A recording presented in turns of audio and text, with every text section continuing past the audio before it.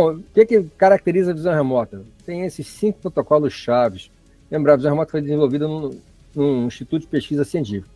Primeiro, o alvo tem que existir. Você não paga um alvo inexistente. Tem que ter muita confiança entre o gerente do projeto, o instrutor e o aluno. Não há pegadinha. É tudo muito sério, com muita confiança. Se não tiver confiança, não funciona.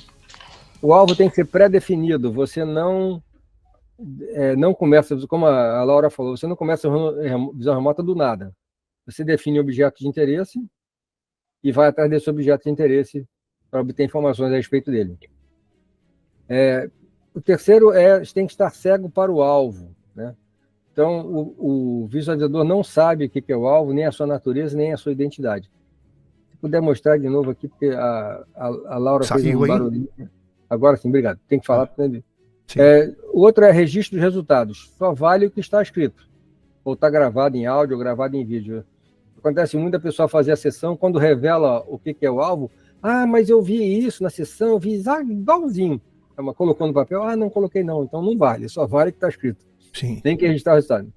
E o quinto é a retroalimentação, ou seja, a feedback, que nós chamamos, né? Os resultados têm que ser validados com dados objetivos. É aqui que pega quando você tem os alvos ufológicos, né? Você nem sempre vai ter uma retroalimentação, né? A pessoa viu uma luz no céu, a luz foi embora, ou viu o ETzinho ali, a nave pousou, mas não deixou nenhuma marca no chão. Aí, como é que eu vou validar isso, né? Então, às vezes nem sempre é fácil. Então, o objeto de interesse da atividade de visão remota nós chamamos de alvo, né? Pode ser pessoa, coisa, local, atividades, eventos, conceitos, pode ser reais ou ficcionais. Por exemplo, eu gosto de o Homem de Ferro, né? A personagem Homem de Ferro pode ser um alvo de visão remota, mas ele não existe. Ele existe no mundo material como uma coisa de ficção, mas ele existe, né? Esse objeto de interesse pode estar em qualquer ponto ou extensão no espaço, pode ser na Terra, desde a Terra até o outro lado do universo, no fundo do mar, dentro do planeta Terra, onde você quer imaginar, ou pode estar em qualquer lugar no tempo, no passado, presente ou futuro. Algo que seja inacessível, como já falamos, aos sentidos físicos devido à distância, ao tempo, ou seja, algo aconteceu lá atrás, não posso voltar no tempo fisicamente, ou no futuro que eu não vou alcançar fisicamente. Ou posso alcançar, né? Eu quero saber que número que eu tenho que jogar para ganhar na loteria. Não é tão fácil quanto parece, não, viu? Ou ocultamento, está dentro do cofre, eu quero saber o que tem dentro daquele cofre.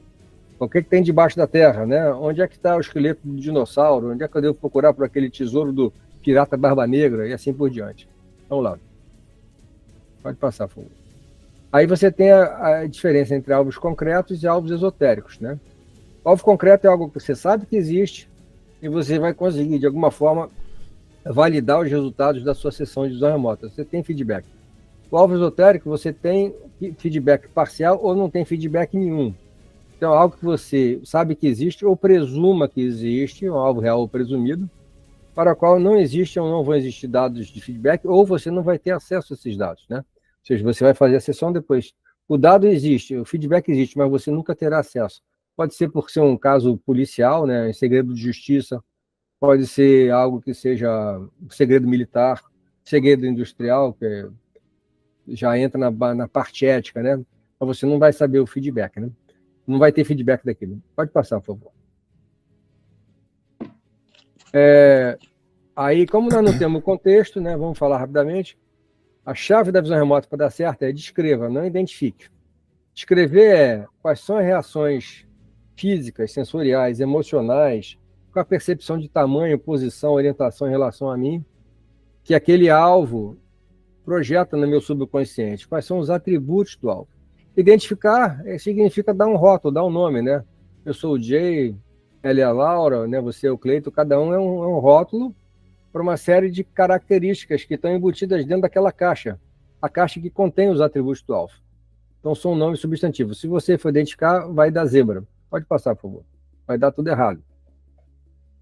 Então, mas identificar economiza tempo, né? Então, pegando aqui a cena do filme... Indiana né, Jones. o Caçadores da Arca Perdida, né? Sim. A Indiana Jones, ele tinha medo da cobra, né? Da Naja. Aí ele fala assim, caramba, um cordado vertebrado, escamoso, sibilante, peçonhento, ápode, terrestre, aproximadamente cilíndrico, mortífero. Aí ela fala, diz logo que é a cobra, o abestado. Então, É você isso aí. economiza tempo. É assim que a gente Sim. fica vivo. Nós temos que ter rótulos para poder ser rápido e sobreviver, né? Para Uhum. isso servem os nomes. Se você tiver errado, você está passando pela floresta e vê um negócio e pula para o lado, você. É cobra! Depois você olha, não, era só um graveto, era só um pedaço de pau. Mas tinha forma de cobra, cor de cobra, aparência de cobra. Então você dá um nome, está lá na sua memória aquele conceito cobra, a sua reação instintiva é se afastar imediatamente porque pode conter perigo. Depois você descodifica a informação que você recebeu para ver qual é a diferença entre uma cobra e um pedaço de pau, um galho, né, um graveto, fazer, não, realmente eu posso continuar, não preciso me preocupar. Então, primeiro você ficou vivo. Então, identificar economiza tempo. Pode passar, por favor. Mas ele atrapalha a visão remota porque você não tem um contexto, né? Então, nós temos aqui o exemplo de uma visualizadora espetacular de primeiro nível. Todo visualizador é sujeito a cometer erro. Visão remota não é infalível, né? Aqui tem um caso. O alvo era um recorde de pizza, de tamanho de pizza no mundo. Foi lá na cidade de Nápoles, na Itália. A pizza tinha quase 1.600 metros, né? Uma pizza comprida dessa. Eram vários fornos que iam andando, tá vendo que tem a rodinha aqui? O forno ia andando e assando a pizza. Todos os pizzaiolos de Nápoles participaram desse projeto. Né? Agora, quem que vai imaginar que tem uma pizza de 1,6 km, 1.600 metros, né? Pois é. Né? E o que chama atenção a desenho ali, mostra as montanhas lá no fundo, lá, ó. Então ela mostrou as montanhas, desenhou a pista gigantesca, desenhou o próprio um dos fornos aí, forno, né? O desenho, mas ela entendeu que era um rio, né? Aí eu fiz a brincadeirinha, o saboroso rio Mamma Mia, né? Porque ela interpretou, né? Porque você não tendo um contexto, você vai ter a tendência de cometer erros, né? Nós chamamos de viajar na maionese, né? Que é o expresso da maionese, quando a pessoa vai embora do alvo e não consegue voltar mais, né? Aí entra a prática, entra o método, a técnica para tentar manter você nos trilhos, né? Mas vamos lá, pode passar. Aqui dois exemplos, um é meu, o outro é de uma outra aluna da primeira turma, né? Eu fiz esse desenho aqui que para mim parecia um dinossauro, né? Você vê que é um espinossauro. Só de falar desse desenho, dessa foto, eu teria 1 hora de aula só para falar só sobre as implicações disso que aconteceu. Mas era um barco, então o alvo era esse barco aqui embaixo, né? Eu pensei que era um dinossauro. E o outro, eu paguei o alvo, era um dinossauro de fato, para os alunos, e ela pensou que era um barco. Você vê que a reversão, isso vai depender das suas memórias, os seus anseios, os seus medos e as suas vontades, né? O que você deseja, quais são as suas ansiedades, assim por diante. Tudo isso vai, como a Laura falou, vai fazer com que você processe o dado que chega na sua mente e você o distorça, né? Pode passar, por favor. Quer falar, Laura? Pode falar. Daqui a pouco vai chegar a vez dela. Ela vai, então beleza. já está chegando. Vamos lá. A capacidade dela aí. Então, por quê? Porque o mundo é muito grande, né? Então, por exemplo, o que é rugoso, arredondado, cor de laranja e segmentado, né? Pode ser uma infinidade de coisas, né? Eu botei só algumas delas. O que é? Pode ser muita coisa, mas não tem um contexto. Então, descreva. É rugoso, arredondado, tem cor de laranja e segmentado. Não diz que é laranja, não diz que é bola de basquete, não diz nada disso. Descreva, não identifique. Pode passar, por favor. Aqui nós vamos ver algumas aplicações da visão remota, né? Eu botei aqui para introduzir o assunto. Mostrei aqui a foto do Joe McMoneagle, que é o famoso visualizador remoto 001, que foi o primeiro visualizador remoto da unidade de visão remota do Exército dos Estados Unidos, né? E que ele descreveu o submarino Typhoon, né? O maior submarino já fabricado dos russos, né? Antes deles sequer sonharem que esse submarino existia, né? Ele mostra que ele fez 12 desenhos na sessão dele. O pessoal não acreditou, não pode ser, tá errado. Na verdade, não passou muito tempo e o submarino apareceu, saiu dos estaleiros lá num país da União Soviética, na antiga União Soviética, e viram que ele estava correto, né? Esse é um dos super visualizadores remotos famosos do mundo. Já está velhinho, já teve um monte de ataque cardíaco, mas está vivo, está sobrevivendo aí. Pode falar, pode passar, por favor. Então, aplicações. A primeira é a que nós acabamos de mostrar na área de inteligência, né? Foi para isso que surgiu a visão remota, dentro das Forças Armadas americanas. Pode passar, por favor. E ainda é usada. Aqui temos alguns exemplos de livros, né? do próprio Joe McMoneagle, né? O nome dele é Joseph. Memórias de um Espião Psíquico. Tem do Paul Smith, né? Que foi aluno do Ingo Swann, Lendo a Mente do Inimigo, né? Dentro do Stargate, né? Apoio às forças da lei é muito usado para localizar vítimas desaparecidas, vítimas de crimes, servir como testemunha remota. Você não estava lá, mas você consegue descrever o bandido, né? O criminoso, acessando mentalmente a cena do crime, obter evidências, onde é que está, onde é que o bandido escondeu a arma, onde é que a arma foi jogada fora. Uma coisa que eles pedem muito é descrever como é que é o veículo de fuga, que veículo bandidos usaram para fugir do local do crime. Essa é a coisa que eles mais usam lá, pedem os visualizadores remotos descreverem, é isso, tá ok? Localização de pessoa desaparecida é muito usado, né? E quando é de pessoa desaparecida, quando é criança, é uma coisa assim, é sempre um trabalho pro bono, né? Os visualizadores, a prática, eles não cobram pelo serviço, tá? Apoio ao planejamento. O que é o planejamento? Tem várias coisas que você pode usar o remoto para planejar, ajudar no planejamento. Mas às vezes eu faço essa pergunta para as pessoas, nem sempre elas respondem corretamente. Qual é a coisa mais difícil no planejamento? Mais difícil, planejamento estratégico. A resposta é simples, é saber, conhecer a conjuntura futura. Naquele momento em que minha ação será executada, qual é o contexto? Qual é a conjuntura? O que tem lá? Eu tenho que me preparar para aquela realidade futura. Então, a coisa mais difícil no planejamento é ver o cenário futuro. E nisso aí a visão remota pode ajudar, ok?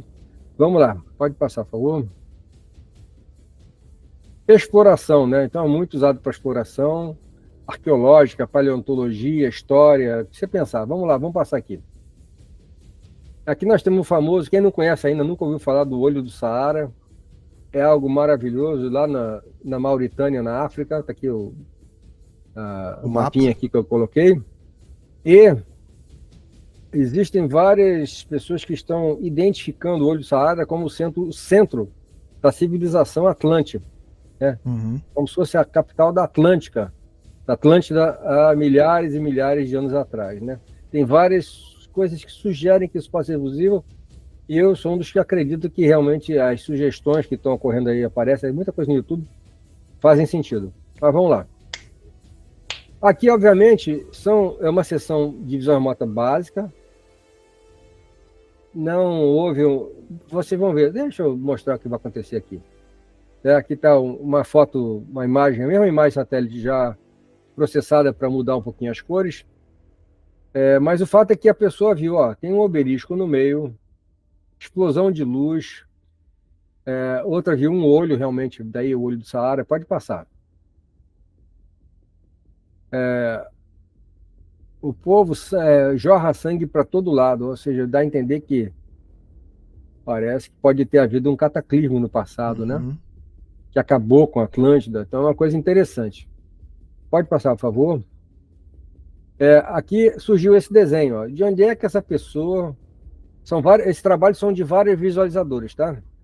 De onde é que essa pessoa fez esse desenho, né? Por que isso? Ela não está sabendo que está vendo essa feição no olho do Saara, né? Mas entre os objetivos que eu criei para este alvo estava... Pode passar, por favor. Pode passar.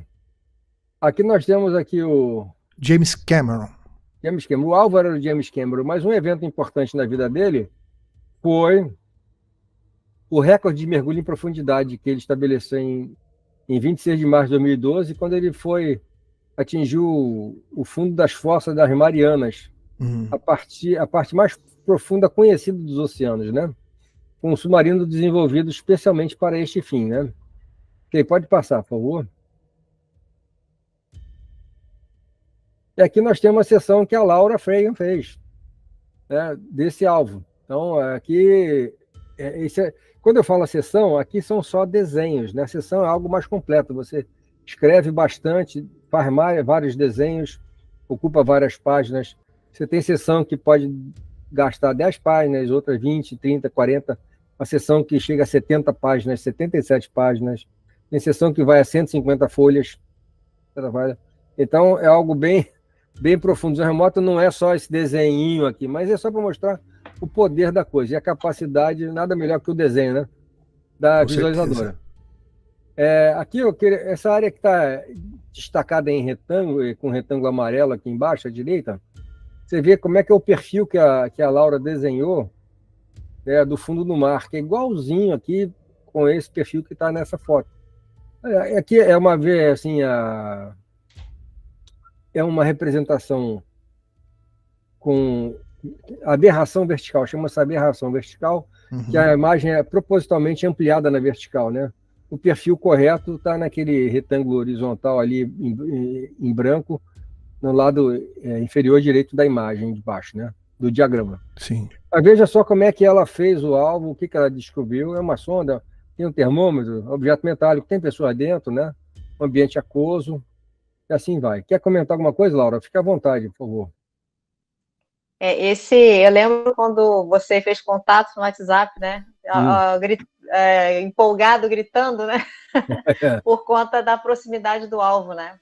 E quando eu fiz esse alvo, realmente teve toda uma etapa prévia, né? Todo o processo da técnica, né, sendo aplicada. Mas o mais importante com relação a ele foi não julgar o que vinha. Não tentar adivinhar. E quando eu fiz esse alvo, eu tinha um pouco de pressa em fazer por conta de outro compromisso que tinha. Então, acho que isso fez com que eu não criticasse. O que vier, eu vou escrever. Porque não dá tempo de analisar. E realmente é isso que é importante, não analisar muito, apenas, como o Jay disse, né? Descreva o alvo, apenas. A pessoa, ela tem um tempo para fazer isso aí? Não, Libra. Não, o tempo é da pessoa. Há visualizadores que ficam dias, não é, Jay, em um alvo, né? Ele faz pausas, vai comer, vai fazer alguma coisa e depois retorna. Tem projetos operacionais que demoram meses, né? Um alvo só. Sim. Mas vamos lá. Aqui, vamos passar rapidamente. Aqui é só para mostrar que a pessoa estabeleceu contato com o alvo, né? Essa aqui é a Mari, a visualizadora. O alvo são pegadas que aparecem de dinossauros nessa encosta dessa montanha lá na Bolívia, né? São pegadas fossilizadas, né? Pré-históricas, né? E a ideia que ela falou, só me vem a ideia de pré-história, animais grandes, né? Então ela acertou em cheio o que ela estava vendo ali, né? Aqui um desenho representando as pessoas aqui junto a esse paredão, né? Pode passar, por favor. Propósito de estudos, de pesquisa. Aqui lá no local tem, obviamente, um centro de visitantes. E como é que ela desenhou, representando bem esse centro de visitantes, esse prédio, né? Sim. Cores amarelas, caramelo, bege, verde, né? O verde, no caso, a cabeça dos dinossauros ali, as plantinhas embaixo, né? Então, muito precisa a descrição dela. Pode passar, por favor. Apoio a investigações científicas, né? Aqui eu botei aqui o Homem-Formiga lá entrando no mundo subatômico, né? Só para mostrar aqui próximas imagens. Pode passar, por favor? Aqui nós temos a visualização de partículas subatômicas. Aqui é um equipamento chamado câmara de nuvem, que usa uma nuvem de álcool, que permite visualizar partículas alfa, beta, emanadas por uma amostra de matéria radioativa. No caso aqui é um mineral composto de urânio, né? Aqui é só mostrar só esse desenho, como é que é o desenho que a Stellar fez, representando bem apropriadamente a imagem que você vê das partículas radioativas sendo visualizadas através da câmara de nuvem, né? Através do álcool. Pode passar, por favor. Já a Priscila Spencer, né? Ela resolveu ir direto lá no colisor. Lá no grande colisor de Hadrons, na CERN, né? Na Organização Europeia para a Pesquisa Nuclear. Agora, ver a precisão com que ela desenhou a representação do colisor, né? Principalmente esse desenho da direita, né? Eu achei fabuloso. E as descrições, um aspecto flamejante, interno, reprimido, ou seja, você está com uma enorme quantidade de energia conduzida dentro do túnel, né? Dentro do acelerador de partículas, né? Sim. A ideia da luz às origens, a ideia do acelerador de partículas é chegar a um momento, teoricamente, mais perto possível do Big Bang, né? Em que as partículas não tinham se adensado ainda e composto o universo que nós vemos hoje. Então a ideia é gerar partículas, fragmentos de partículas que nos trouxessem mais perto possível do que se considera como sendo o Big Bang, né? A origem de tudo. Pode passar, por favor. Aqui nós temos um um artista chamado Fabian Hoffner. Ele é um suíço, ele faz trabalho, é fotógrafo, né? É que ele brinca com aquarela e ferro fluido em cima de um campo magnético e produz essas imagens aqui, né? Pode passar, por favor. Aqui só vou mostrar como é que a pessoa conseguiu representá-lo fazendo o desenho, né? A Easy Series, vendo assim a imagem no fundo do palco em que o Fábio se encontrava, dando a palestra dela, naquela série de palestras da TED, né? Uhum. Pode passar, por favor. Aqui o desenho feito pela Nika, né? Também outra, são todos visualizadores remotos altamente talentosos, né? Como é que ela representou essa arte, né? Do Fábio Hefner, né? Pode passar, por favor. Viagem no tempo, aí nós fazemos muito isso. Vamos ver o primeiro exemplo. Eu vou mostrar dois rapidamente. Primeiro eu queria saber, eu estava fazendo teste lá, para dizer quem é que ia ganhar o jogo do final do campeonato da Liga Nacional de Futebol nos Estados Unidos. Isso deve ter muito também, né? Ser procurado os visualizadores, né? Resultados esportivos, né? Isso. Então, eu queria saber quem é que vai ganhar. Então, era o Super Bowl 52, foi jogado em 4 de fevereiro de 2018. Qual foi o alvo que eu estabelecia? Descreva o estádio sede do time que vencerá a final do campeonato. Ou seja, o time que vai vencer o jogo não tinha acontecido ainda. Eu quero saber quem é que vai ganhar. Do time que vai ganhar, me diz qual é o estádio sede dele. Me descreve alguma coisa que vai diferenciar um do outro. Porque os estádios sedes, aqui estão as duas fotos dos dois estádios, né? É um campo de futebol americano, tem arquibancada, tem um formato mais ou menos oval, etc, etc. Mas eles têm diferença arquitetônica. Tem as particularidades, né? Particularidades, né? Sim. Que é a arte do cara que projetou, né? Que foi o estádio, né? Pode passar. E durante a sessão, entre todas as coisas que apareceram, foi formando essa imagem. Primeiro apareceu um retângulo, depois uma curvinha daqui, um negocinho dali. E eu tinha baixado tudo que era foto dos dois estádios que eu consegui na internet. E ao comparar as fotografias com esse desenho, esse e outros desenhos, vi, caramba, essa foto aqui tá batendo cravado com o desenho que eu fiz, né? Que era o quê? O estádio do Lincoln Financial Field, né? Que é o estádio do sede dos Eagles, né? Do Philadelphia Eagles. Aí eu pensei, com base neste desenho, nesse resultado, eu prevejo que os Eagles vão ganhar o jogo. Apesar de que os Patriots eram os francos favoritos na época, né? Olha só. Era o Brad, né? Que é o antigo marido, ex-marido da Gisele Bündchen. Tom Brady, né? Gisele Bündchen, né? Da Gisele Bündchen, né? Uhum. E então os Eagles ganharam por 41-33, né? Então esse é um exemplo de ir ao futuro. Me diz algo que eu quero ver o estádio. Se eu souber que o estádio é aquele, eu sei, então aquele time que vai ganhar o jogo. E assim foi. Pode passar. Aqui também eu fiz aquilo foi visitar o futuro. Aqui, visitando o passado. Por que aquela pessoa que eu mostrei aquele alvo do olho do Saara, né? Porque sem ela saber, sem os visualizadores saberem, eu coloquei como tarefa para aquele trabalho de visão remota foi, entre outros, usar a visão remota para descrever o alvo em seu estado original, qual é a primeira ação antrópica no alvo e seus respectivos propósitos. Para que servia aquele negócio lá, né? Então ela desenhou isso. Será que faz sentido ou não? Pode ser que algum dia alguém ache alguma evidência física lá, enterrada. Eu acho difícil, porque o lugar é extremamente deteriorado, milhares de anos se passaram. Se foi Atlântida, houve uma enchente, né? Um cataclismo mundial, né? Então eu não sei se algo sobrou para contar a história, né? Mas tá lá, então viagem ao passado. Pode passar, por favor. Agora vamos para as aplicações ufológicas, que é o tema do grupo Brasil UFO, né? Nós estamos aqui hoje, né? Vamos em frente. Então, primeiro que eu gosto de fazer, de vez em quando, eu mando o pessoal para passear em outro planeta, né? Vamos lá passear. Boto o pessoal para fazer a viagem para outros locais. Pode passar. Aqui nós temos, a Laura vai aparecer daqui a pouco de novo, né? Pode passar, por favor. Adoro esses temas. E então, o primeiro foi um deles, não o primeiro, um deles foi o planeta não Ceres, mas não exatamente o que eu queria ver Ceres. Ceres está aqui a posição dele dentro uma representação bidimensional do Sistema Solar, não é bem assim, o Sistema Solar não é nada disso, mas é para facilitar o entendimento, né? Uhum. Ele fica no cinturão de asteroides entre Marte e Júpiter, E os americanos viram que tem essa mancha branca gigantesca lá em Ceres. Eles mandaram uma sonda, a sonda espacial Dawn, para fazer, e ela está em órbita em Ceres até hoje. Está lá, ela não saiu mais de lá, está em órbita, gera imagem daqui e dali. Pode passar, por favor. E lá tem essa cratera, o Crater. E lá dentro dessa cratera tem umas manchas interessantes ali.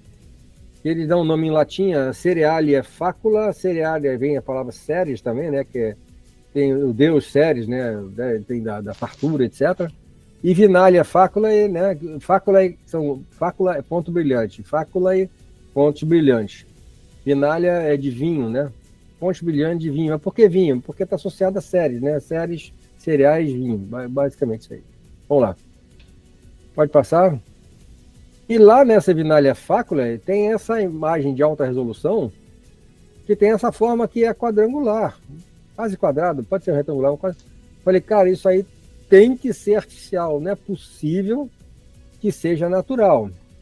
E observe, vamos lá. Então eu falei, cara, vamos mandar o pessoal lá para visitar esse local, né? Vamos lá. Eu já tinha feito antes a sessão e vi muita coisa interessante.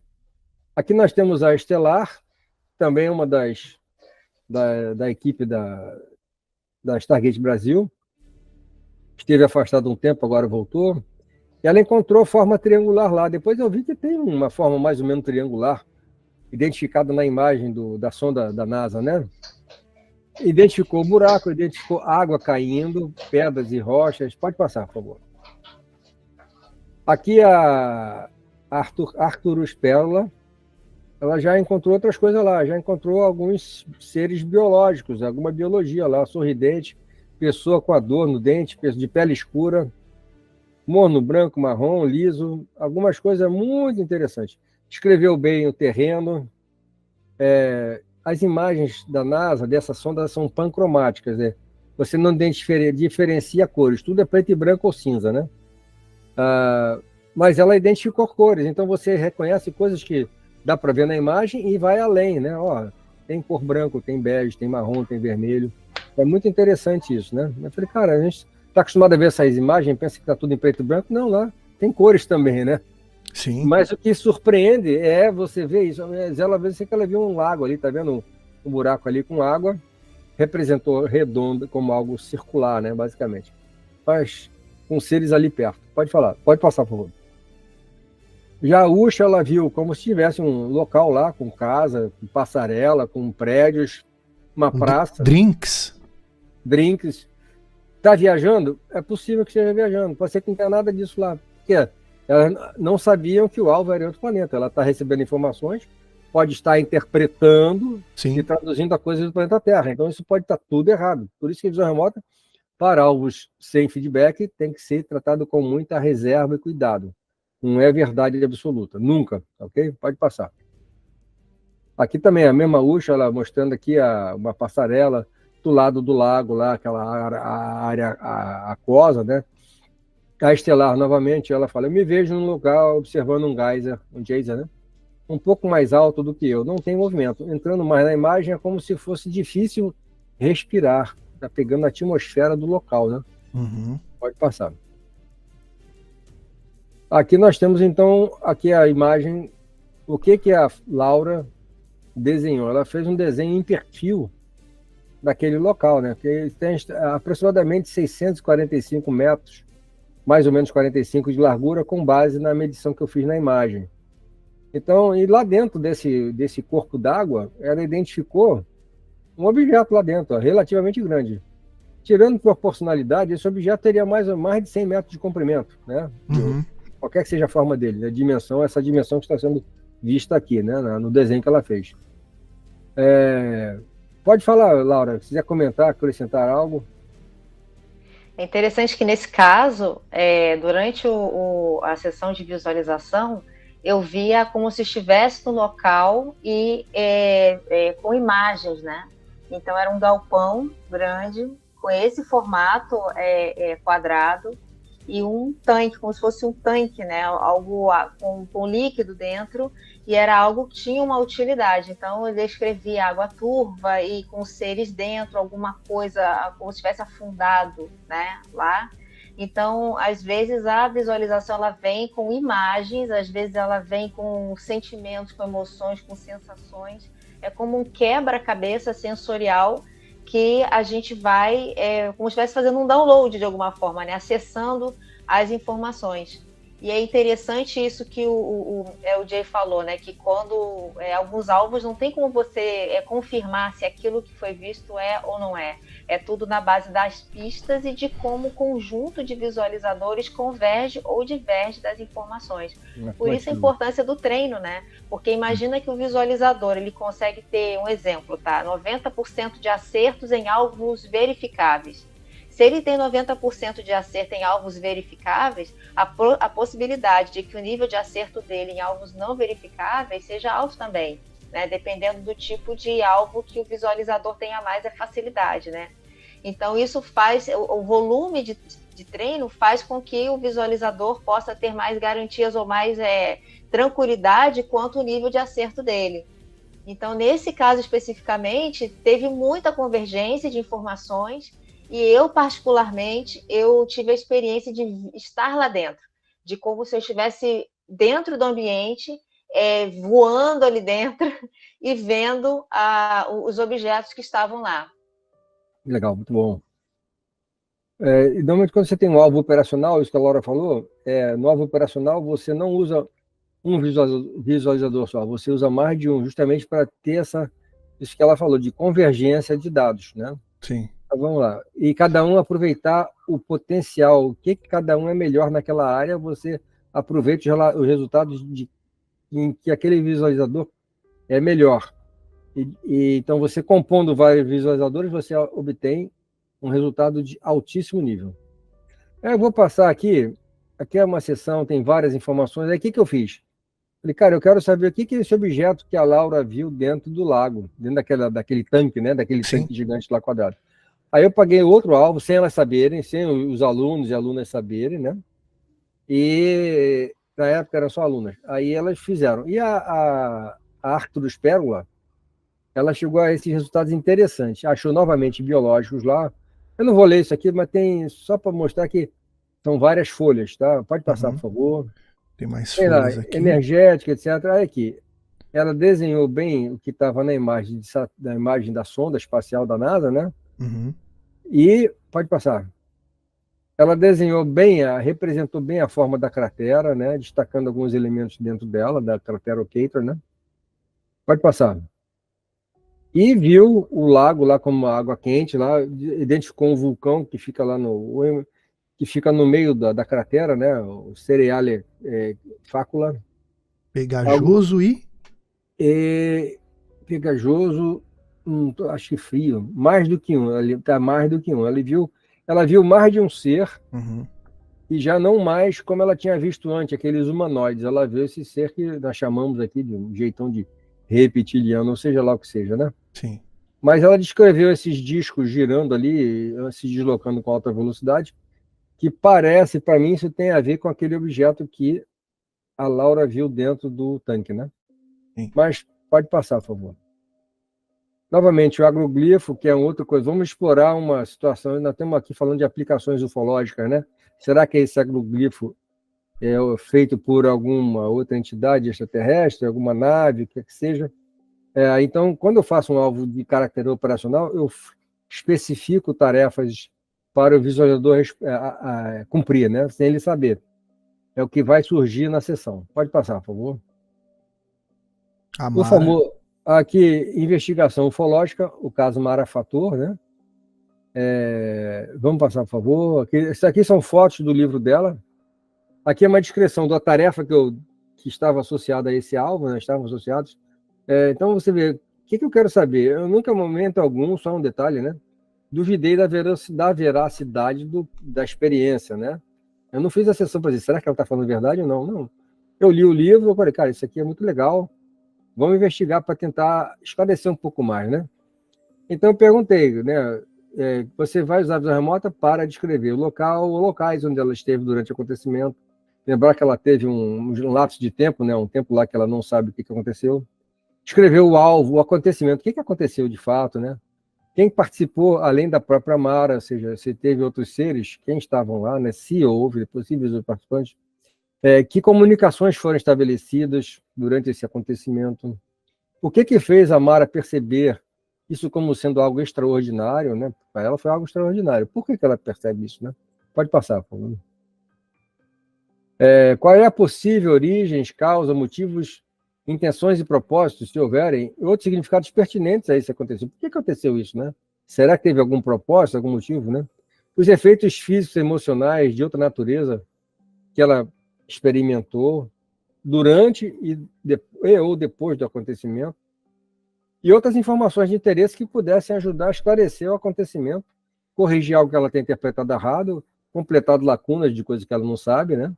Então, isso tudo não é informado ao visualizador, ele só recebe uma coordenada, e depois que eles entregam as sessões, eu vou avaliando o resultado, vem cá, responder essa pergunta? Ah, respondeu sim, essa aqui fulano respondeu, assim por diante. Então, você vai compondo o relatório. Então, eu fiz aquele relatório muito grande, muito detalhado, com os trabalhos foram 3 visualizadoras. 4 fizeram o trabalho, mas uma eu não identifiquei que tenha tido informações que garantissem que ela de fato acessou o alvo. Pode ter acessado, pode não ter acessado. Então, eu optei por não incluir os resultados dela no relatório. Isso aí é normal de acontecer. Pode passar, por favor. No caso, a Laura, ela fez 2 sessões, né? Aqui está o relatório, pode passar, por favor, um sumário executivo, pode passar. É só para mostrar que não é uma coisa pequena. Aqui está o índice do relatório, né? Trabalho feito com muito esmero, cansativo, tem método, técnica para isso, pode passar. É assim que dá para o cliente, né, Jay? Para dar detalhado, quais as perguntas feitas, o alcance, o resultado. Esse relatório eu entreguei para a Mara, ela faz o que quiser, ela pode distribuir, ela fica à vontade para como ela quiser. Nós temos uma intenção de revisitar o caso dela. Eu perguntei, Mara, tem coisas que de lá para cá você surgiu ideia de perguntar? Tem sim, etc. Eu queria saber mais isso. Em algum momento futuro, eu vou pagar esse alvo para os nossos visualizadores, né?